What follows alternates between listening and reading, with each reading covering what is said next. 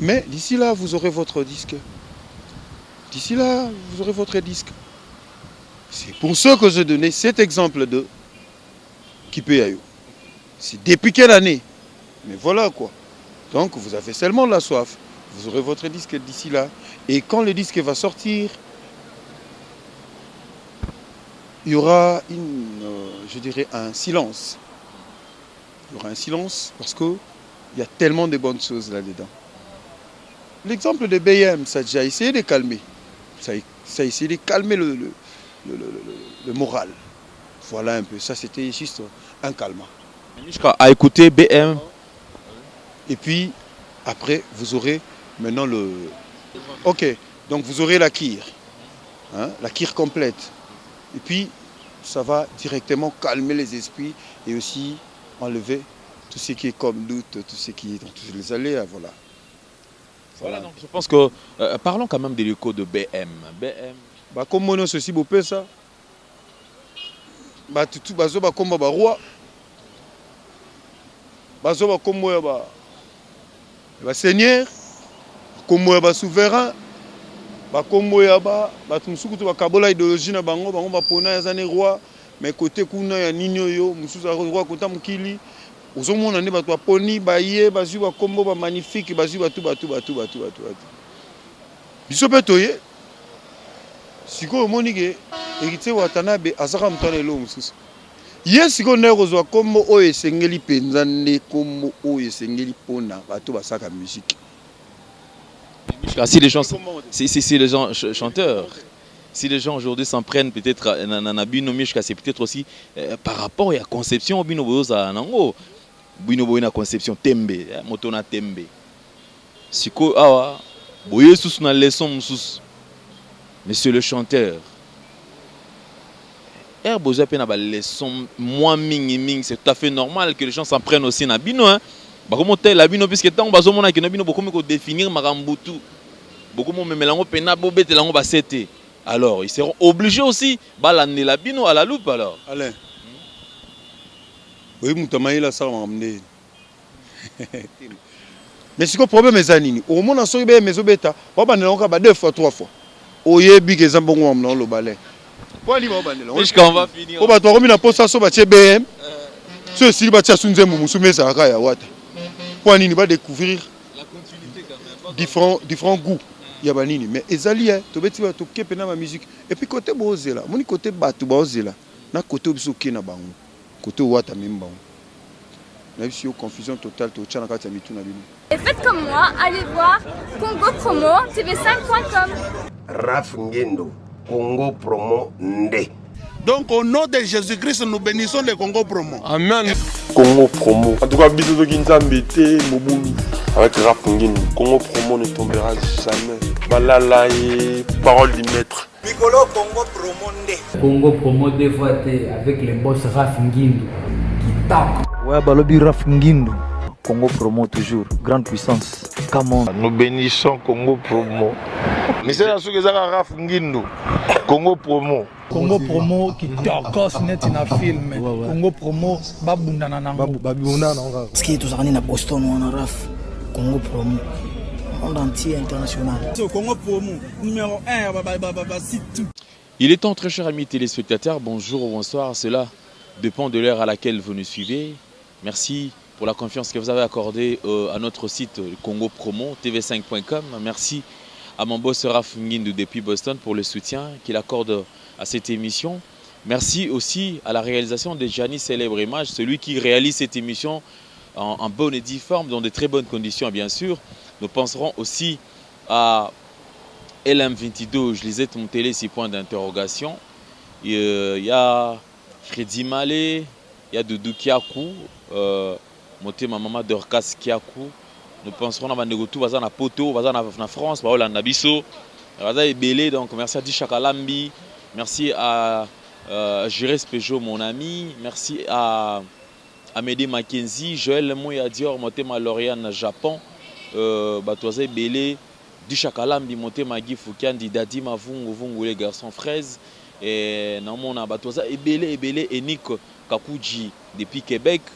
Voilà, mesdames, messieurs, nous allons recevoir un invité avec qui nous aurons à parler par rapport à Retirada, puisqu'il s'était prévu que Retirada puisse sortir le 29 de ce mois. Mais bizarrement, l'album n'est pas sorti. Nous aurons plus de détails puisque Bisso est mieux placé pour expliquer qu'est-ce qui s'est passé. Mais ce qui est vrai, au moins nous avons une bouche autorisée. C'est lui qui est habilité de nous parler de Retirada. Donc Mishka Mondele, Otozo Yamba déjà comme invité. Mishka Mondele, Nénigo Papa. Mishka, nous avons Retirada dans nos bimités, dans nos bonnes santé. Oui, ça va. On a bien, on a bien, super forme. Ouais, on a bien. Sauf que toi, on a moi, je rappelle moi quoi. Déjà, c'est bon. Voilà quoi. Mais santé pour ah ouais, chez Bisso. Chez Bisso, c'est-à-dire que Kini, na Congo ya rami mingi. Mutu mo soit bolite, on dit boum ba ni no ando en bonne santé. Le système mai, on a ba système mai ba gens à Kalatan wenge ba bandago, wenge ensemble temps ando masemu ekomagi. Le système mai za kali boum ba mela ba périantin, obit périantin. To ka ba komona. Bon, si on peut dire que nous avons un peu de chafouin, nous avons mis un peu de aïe dimi mais on t'a refait comme na mwanzo to mama tama ba forme ça comme né donc pour na yazo ça makambu voilà bon biso sko to sala makambu kande to zabu le système a totorina obi totorina la pulga cosa nostra siko ba cosa nostra ba blo mona ba Italie so tuni ba yebisa ba expliquer que na ke na Palermo na manini ma vilo ba yanke bana bazala ba expliquer totorina e jomo adimi masama kama minene jomo adimi sama minene totorina on soto bito kota na lisolo to ke no mo mulai yango nde penate to on a besoin za mambo actualité. Mishka Mondele Retirada, un album très attendu sur le marché des disques. Banakin, Banapoto, Banangola, c'est-à-dire que album oyo depuis Toanda au Zélango, Mishka tozala moi souvent, yo mozo mona commerce qui ba toazer l'arabino kaka. Et puis yoka volonté. Pour la première fois tout mon studio ba to tona ebele na studio. Bo travail na matongi ba na matongi. Bo zala RTNC ba na RTNC. Bo zala place boy Wileri balandi bino. Lelo album oyo Mishka, c'était prévu le 29, ne bino déjà bo bando expliquer biso. Qu'est-ce qui s'est passé? Ben oui, j'en ai tant expliqué. Na expliquant un peu moi trop mambo. Problème est que moi tantôt ça va clip. Et ça n'a que clip moi un jour moi quoi. Moi bilem sous 3 jours. Mais nem nelem na ça m'amener ça pour prévenir papa tel air pour arrêter mais awa. Oui que awa toi là maman ma complication mike ezebele. Les conditions ne sont pas tellement remplies que ils ont fait ça va retourner dans mon bébé. Bon, ça clip à 2 jours, ou sur 5 jours. Vous comprenez? Et ma cambozaï calculé la façon. Mais tant que tu m'as dit que ça, là, on a beaucoup de côté, insuffisance à lumière, mon bébé. Et à part ça, mon temps on lève ce mois à jour. Et comme il est aussi si il faut qu'il y ait une duplication. Et que coûte à retard, on est pessi qu'il y a une duplication et ça dit que bango pe vacances vacances bani au monignon son épais retard yango date le 29 il faut ça sous maintenir parce que tout bim ça dit que on a héritier ça dit que bon c'est qu'on se le dise quand même c'est un professionnel c'est quelqu'un qui a tant duré dans quatre ma musique il a tant appris et siko enfin laisser ba connaître siko moni wa yegolaki na ba connaissance mususu na oya bomba na kati azo chasko maele ona na misana e bima batala ba sepola preuve ezaka BM et Bimi maman zo mona pena ke mututu na ba idée bato ayi nango sécurité na maramba moni mususu c'est-à-dire na ebisaki na lobaki okutu bomona ezelo te papa ko luta BM na ba tante na ba nani bazali ba oncle ba obima boyoka bango ba nzembo ba gérer skembo boyoka wana ba papa ko luta ba tante ba nini c'est-à-dire BM ezaka pour no ebisa bino ko ebisa bato le msu bazali ko loba trop. Elo nini ekosimba te totala eloko nini pekisaki bato na bi verbe ekosimba te bo conjuguer la ngo biso souti mais voilà maintenant bato opesa nga raison na koyoka BM bato ba critiquer BM ezaka bato oyo baza na koloba nde nini bango ba leka motema mabe moi bato ba leka motema mabe ndeka ba critiquer BM Oui, eza œuvre. Eza œuvre humaine toro critiquer pe. Oui, bien sûr. Mais na nenga ba musique na biso betamaka. So zube mo anochi. Moi la chanson est complète. Ntimu na makambo tu eza okoka. Ne makambo biso to salela bino yango wana. Makambo pe to sengi ba o ba tikali basala eza yango wana. Eza ba futilité te. Ba futilité te eza te bato bakomba za ba aigri bato bazala ba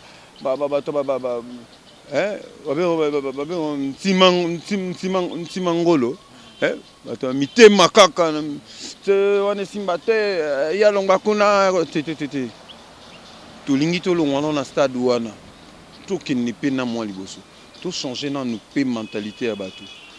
Notre guerre c'est d'attaquer bato omoni attaquer bato wana omoni ntango disque ekobima omoni kote bino bozelela to torina côté bozela messieurs les chanteurs bopesa bakombo na Congo bato bazo bakombo mais omoni inspiration utaka panza nzambe inspiration utaka panza mais Satan inspirera te sikoyo bato bazo bakombo ba musiciens bazo na bakombo nous omona que to ça rabiso son nini musique. Nous sommes des musiciens ndenge tolobaka mais neti biso to ba musicien te neti ngana nga musicien te. Excusez-moi. Parce que tu vivras dans la confusion, tu continues dans la confusion. Moi, je ne suis pas musicien. Non. Moi, je suis chanteur. Je suis chanteur. Un musicien ne va pas d'acheter un champion voilou. Un musicien, ça va manzekou na mbunda. Koba. Osons comprendre. Parce qu'un musicien, c'est quelqu'un qui joue à un instrument de musique. Moi, je suis chanteur. Et en moni, comme mono ceci, beau ça. Batutu bazo ba komba ba roi bazo ba kombo ya ba seigneur kombo ya ba souverain ba kombo ya ba tumsuku to ba kabola idéologie na bango ba pona ya zane roi mais côté kuna ya ninyo yo mususu roi kota mukili ozomona ne bato poni ba ye bazu ba kombo ba magnifique bazu batu biso petoye siko monike Héritier Watanabe azaka mtana elo mususu. Yesiko ndeko zwa kombo oyo esengeli penza ne kombo oyo esengeli pona bato basaka musique. Si les gens si les gens chanteurs, si les gens aujourd'hui s'en prennent peut-être na bino mishka c'est peut-être aussi par rapport à la conception bino boza nango bino boina conception tembe motona tembe. Siko awa boye sous na leçon mususu. Monsieur le chanteur Herboza pe na ba leçon moins ming, c'est tout à fait normal que les gens s'en prennent aussi na bino hein. Ba comment tel la bino puisque tant bazo mona que na bino beaucoup ko définir makambutu. Beaucoup mo memelango pena bobete lango ba sete. Alors, ils seront obligés aussi ba l'année la bino à la loupe alors. Alain. Oui, mutamayi la sa mamne. Pourquoi ça m'a mo était OK idéologie moto c'est le mobo et comme les qui l'on pépé wa. Ba toi qui pangote. Fausse idéologie. On se comprend. Au moniteur biso to ba ki bonzambe na makambo na biso ki bonzambe. On comprend. Biso bi ki bonzambe ça reste ki bonzambe. Biso to boyi na biso msu ki ndoki. Moi ils a idéologie ba tout mususu. Parce que moi j'aimerais pas que mon enfant anoba ki ndoki. Non. Moi nanga mama ki ndoki faux. Moi nanga ki bonzambe, ça marche. On se comprend. Sikoyo mutamaye la sala ka makambo so sali makambo na ye ezalaka.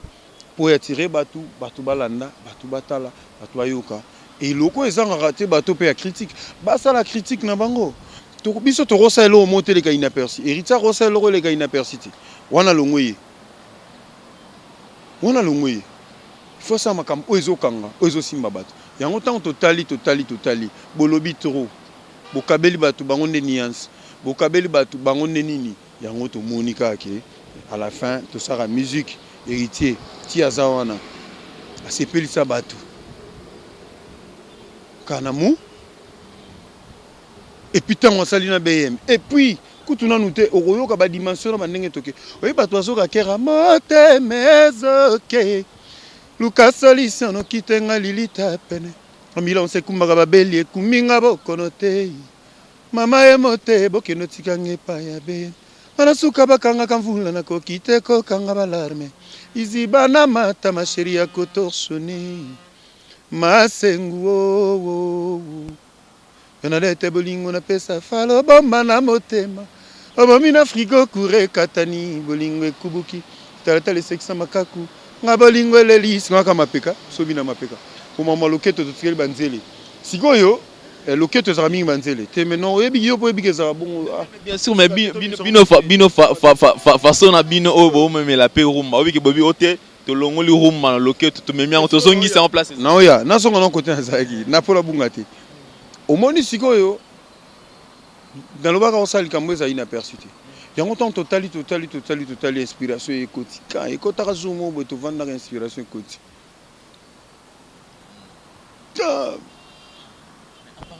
Quand même, en parlant de mais c'est pile. Voilà, Moussa Yebna aussi que ça Michael Jackson. C'est moi Platanabe, Nazole la Michael, héritier Watanabe, papa n'héritiana. On a brandé naké. Ah, biso tout aussi. Pile, tomodango pile. Sigoyo, avant d'aller, non, Watanabe, laissez-le parler. C'est toi, monsieur le chanteur. Inspiration. Ah bon? Tu comprends maman que inspiration c'est inspiration pas mutu moko bo et côté boza et comment. Tu vas na capter message na bidange. Yé moko capter message au bidange. Monsieur le chanteur. Malaman comme moi ne yebi pona nini. Bozo ba kombotu. Ka yango bozo. Ce qu'on est yango est unique, yango venant de clôturer pour Moussa na biso za koyemba neti ya CP ça va tout monde. Et puis ils ont prouvé que là mais c'est les chanteurs. Nous sommes intellectuels Mishka. Est-ce que le lot pour des critiques, est-ce que va porte pesa ouvert pour la critique puisqu'apparemment BM ça œuvre d'esprit, tu vois qu'il y a imperfection pesa en raté et le lot pour les fans ou déjà baza amoureux à musique, il y a bonne musique, bah eux qui déjà BM rien à dire, parce que personnellement, on a vu que partout, BM, mais les lorsque critique peut apporter vers mon taco, peut-être à critiquer, bien habité, peut-être même sous boy, puisque ça œuvre d'esprit. Alain, mais c'est ce que nous attendons, nous. On est prêts, nous sommes là pour ça. C'est une œuvre d'héritier Watanabe. Eh bien, critiquez, allez-y. On a besoin de ça. Ça va nous donner de la force. C'est ce qui va faire en sorte que nous puissions augmenter le niveau de travail, rajouter peut-être quelque chose qui va... Voilà, normalement, je dis que l'œuvre est parfaite. Non, c'est pas ça ce que je dis. C'est pas ça. Mais nous avons besoin de critiques. Comme par exemple, si vous, Alain, si toi, Alain, tu peux critiquer, tu as quelque chose à dire par rapport à BM, par rapport à cette musique, allez-y. Comme ça, voilà, on va le recevoir, on va le garder, et puis essayer de travailler sur ça. Donc, voilà quoi. Non, mais ça, c'est bien réfléchi quand même, Mishka. Mais est-ce qu'on peut dire aujourd'hui, Mishka, votre façon de faire le show, c'était plus à la hâte par rapport aussi à la modification des différentes dates des sorties, dates Oyo, Yangote, Boyangote. Est-ce qu'on peut dire quand même que vous étiez un peu, un peu trop vite en besogne ou côté on a tenu puisque moi personnellement j'étais là, j'attendais l'album. Normalement batuni ba benga ali no neni niko est-ce que album wa tebimi album wa tebimi ah wa tapé. Je vais te dire une chose. C'est pas le premier disque qui a pris autant de temps pour sortir. Il y a... Excusez-moi, c'est notre émission, mais excusez-moi de le dire, c'est la musique congolaise. Hein. Nous sommes tous musiciens congolais. Qui peut... Oui, mais ça l'a annoncé depuis quand? Ce disque qui peut... N'oublie pas qu'on est en train de dire que vous faites les choses à votre manière. C'est-à-dire que vous avez besoin d'apporter quelque chose. Ce que tu venais de dire là, tout à l'heure, c'est ce que tu veux juste me dire, quoi. Ça a pris beaucoup de temps. Et que les fans sont fatigués et tout. Ah ben non. C'est ce que je dis. Tu sais pourquoi est-ce que les gens sont... Non, les gens sont tellement... ils ont tellement la soif d'écouter Héritier Watanabe. C'est ça le problème. Mais ce n'est pas, c'est pas que ça a pris beaucoup de temps, non. C'est la soif qui vous fait dire tout ça. C'est la soif. Mais d'ici là, vous aurez votre disque. D'ici là, vous aurez votre disque. C'est pour ça que je donnais cet exemple de Kipeyayo. C'est depuis quelle année? Mais voilà quoi. Donc vous avez seulement la soif. Vous aurez votre disque d'ici là. Et quand le disque va sortir, il y aura je dirais un silence. Il y aura un silence parce qu'il y a tellement de bonnes choses là-dedans. L'exemple de BM, ça a déjà essayé de calmer. Ça a essayé de calmer le moral. Voilà un peu. Ça, c'était juste un calmant. À écouter BM. Et puis, après, vous aurez maintenant le... Ok, donc vous aurez la kir. Hein, la kir complète. Et puis, ça va directement calmer les esprits et aussi enlever tout ce qui est comme doute, tout ce qui est dans tous les allées. Voilà. Voilà, donc je pense que parlons quand même de l'écho de BM. BM Mishka, puisque yo peut autant molar. Yo peut mon akin. BM na matu ya batu. Ba lo banini. Ba tozo lo banini. Tant bazo ka BM et que yo ba ko biki non o aza proche ya Wata. O aza parmi ba poulain ya Wata et suis parmi aussi ba administrateur. Hein? Il y a la team Wata. Parce que batu bazo lo banini. Bon. Jusque-là, de ce que je sache, Batouaza est d'accord. La majorité des personnes sont d'accord. La majorité des personnes sont d'accord. Mais moi, bateau peut barolo ba makamna ba ndenge na bango ba ali. Mais eza bongo to bloquer te mutarolo ba o amoni so amoni ke makamo eza lo ba na e mutaza libre ya roloba. On est libre. Nous sommes tous libres. Mais seulement on est libre, oui. Vous êtes aussi libre. Vous qui dites des choses par rapport à nous, allez-y. Mais ta liberté se limite là où commence ma liberté à moi. Est-ce que tu me comprends? Sois libre, mais avec des limites. Donc voilà quoi. Bon, on va critiquer Bali, mais on a la majorité qui d'accord, ça part, ça marche. Voilà. Mishka, je pense que nous allons finir puisque tout le monde aura quand même juste précision sur la date de sortie de l'album. Siko, le nez comme le 29 est raté et limité puisque pour des raisons peut-être au EDG, il fallait qu'il ça la makamo bien pour que quand même l'artiste a c'est l'eau qu'on a et ça mon aliboso. Il fallait quand même à la condition surtout à la réunion. Est-ce qu'il y a une date déjà prévue ou bien jusque là c'est en en suspense, tous et la bon voilà. Je sais que tu es au Nanga, au Ebigo, Mutumoro, quand même, où il y a moi connaissance à Maramon, c'est-à-dire information, information, mon vrai quoi. Pour la date, il y a sortie officielle à disque. Le 9 Oyo. Cosa Nostra, le 29, tu fais ton anniversaire. Moi, j'ai un anniversaire, en tout cas, c'est pas le mingi. Il y a un monde qui est sous. C'est-à-dire, il y a un Cosa Nostra, c'est-à-dire, moi, musique na Cosa Nostra, il y a un qui est sous ma vidéo, ma vidéo, Wilfried Boni. On y va, Wilfried Boni, star, un millionnaire, mais ceux qui ont payé sa valeur, bon donc. Mon étoile, mon apito qui est ma musique. Le 29, tu as un anniversaire, musique africaine, tu as un quoi. Tu as un anniversaire. Et puis tu fais tu as un solo la club, tu as un Patutu, tu as un Patrick Kadogo, tu as un Pires Mbakulu, tu as un Lense qui monio, bafwa, beta na bafwa, Lense qui monio. Des fois, tu as un biso, tu Goga, force à toi. Tu as rappelé à moi, moi, ça rappelle à biso. Nema Sanga Nicolas Sakelis, la Peggy Massoudi, donc voilà. Le 29 anniversaire, les 3 août, aux États-Unis, cadeau signé JR Kuba, cadeau anniversaire, mais le Romo Oboué. Après, Wana Roya, le 9 Azalia, le 11, on a Billy Award. On a Billy Award, tant au fan, David Loutete. El Manitou, David Loutete. The best, David Lutete. Gentleman, David Lutete. Il y a un Bogar, il y a bien. Le vraiment portugais, ma casse, la français, ma moto, vandana, moi anglais. Bon, on tourne ça, on le 11 na bilili awa. Parce que le 9 on attend roya, bon, on a soit zoyana, bon, on a binomo, flash, affiche et tout. On a pas précision la date à sortir disque.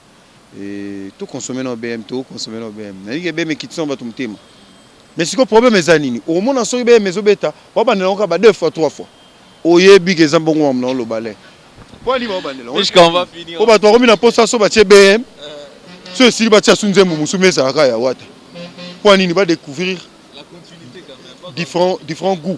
Il y a banini mais ezali to beti ba to kepe na ma musique et puis côté bozela. Moni côté batu bozela. Na côté bisoke na bango. Côté wata même bango. Na biso confusion totale to tchana kati ya mitu na bino. Yango bato bobimisa. Babimisa eza musique congolaise bobimisa badisque bobimisa. Merci Mishka, je pense que nous allons nous séparer quand même quelques dédicaces hein, puisque tu communes à Souka, qui m'a derrière le temps. Ouais, na sepeli mingi. Na pesa les étoiles mote, na pesa Christian Champagne mote mambote. Ouais maman sagesse. Na pesa mote na Dario Mongbondo na président Daniel Massaro, Shangalou Mekingi. Na profité na pesa mote na Chali Rubenga na bosanité Hervé Mananga na bosanité Iviko te yeli bango kinara Bouba Diop Dario Mongbondo Iviko te nanenga obo mabanga goga na ina ndenge msusu nanenga obo mabanga mazao msusu donc na pesa mote na Echeveri Muzangu ya yebo zanga raté yo zanga raté Echeveri Muzangu na ibike kala mingi Echeveri Muzangu nazap na osepela Jires Kembo ya ba Jires Chancel Mbemba ya ba Chancel Mbemba yo bi Jires Kembo na pesi mote ba tutu o nono kanika délégation Benfica na Luanda Giscard Bomona ba Gaspard Lema ba Deborah Litanda ba Debo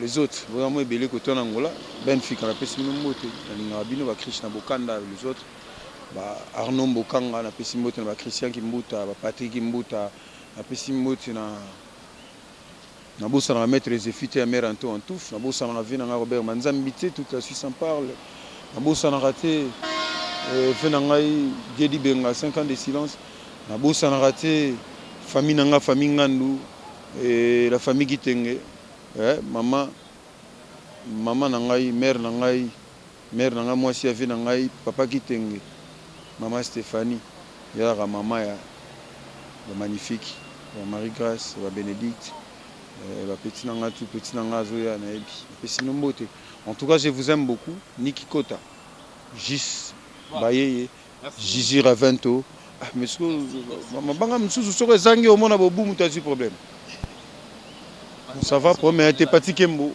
Binotin album bato a tellement belé d'autres so bati mabangi aussi album c'est tant on BMS au mona s'attirer na mabanga la musique intelligente oh là là. Merci Mishka, merci d'avoir répondu à notre invitation. Nous sommes arrivés pratiquement à la fin de cette émission. Merci à Gianni Célèbre Image. Merci à mon boss Raph Ngindou depuis Boston. Merci à tous ceux qui aiment cette émission. On se fixe rendez-vous pour le prochain numéro de cette émission. Portez-vous bien. Bye bye, à la prochaine. Ciao. Et faites comme moi, allez voir Congo Promo, tv5.com. Raph Ngindou, Congo Promo Nde. Donc au nom de Jésus-Christ, nous bénissons le Congo Promo. Amen. Congo Promo. En tout cas, bisous de Kinzambete, Mobulu.